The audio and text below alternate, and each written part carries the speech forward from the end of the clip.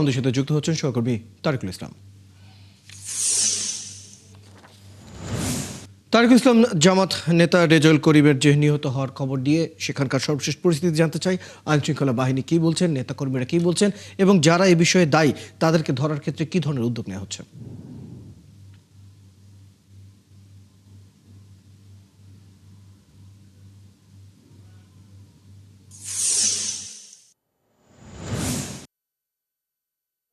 হ্যাঁ, রয়েল শেরপুরে কিন্তু এই মুহূর্তে যে রেজাউল করিম যে নিহত হয়েছে, নিহত হওয়ার পরবর্তীতে কিন্তু একটি থমথমে পরিস্থিতি কিন্তু বিরাজ করছে।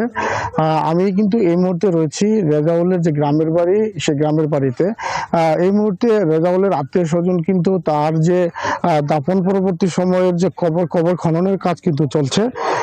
আর তার আত্মীয় স্বজনরা ইতিমধ্যেই বিভিন্ন জায়গা থেকে কিন্তু রেজাউলের গ্রামের বাড়িতে আসতে শুরু করেছে।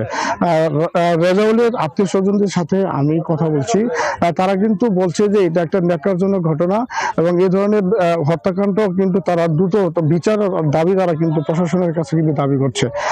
তা রেজাউলের আত্মীয় স্বজন থেকে শুরু করে বিভিন্ন মানুষ কিন্তু সরকারের কাছে এই যে দাবিটা জানাচ্ছে যে এইভাবে যদি নির্বাচনের সময় নানা ধরনের বিশৃঙ্খলা সৃষ্টি হয় এবং যদি হত্যা পর্যন্ত গিয়ে গড়ায়, তাহলে কিন্তু এইটা একটা সময় কিন্তু নির্বাচনের যে আমেজ, সে আমেজে প্রভাব পড়বে এবং নির্বাচনের ফলাফলও একটা কি প্রভাব পড়তে পারে।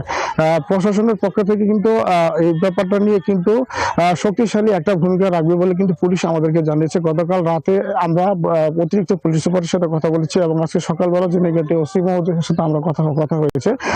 তারা কিন্তু বলেছে যে তারা কিন্তু লাশের ব্যাপারে খোঁজখবর রাখছে এবং আইনগত প্রক্রিয়া কিন্তু তারা চলমান রেখেছে। পরবর্তীতে একটা মামলার প্রক্রিয়া তার সামনের দিকে আগাবে। আমি কিছুক্ষণ আগে কথা বললাম শেরপুর ৩ আসনের যে জামাত মনোনীত প্রার্থী। ধন্যবাদ তারিকুল ইসলাম, খবর রাখতে থাকুন। দর্শক, শেরপুরের শ্রীবর্ধীর জামাত নেতার মৃত্যুর খবরে আমরা বিস্তারিত আরো জানছিলাম তার কাছ থেকে।